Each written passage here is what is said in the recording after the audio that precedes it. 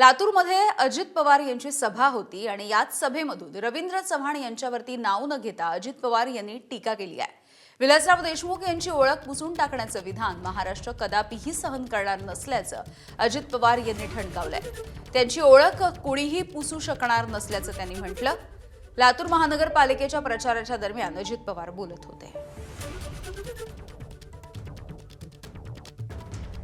लातूरमध्ये कोणीतरी येऊन गेलं आणि विलासरावांची ओळख या शहरातून पुसून टाकू असं म्हणून गेले।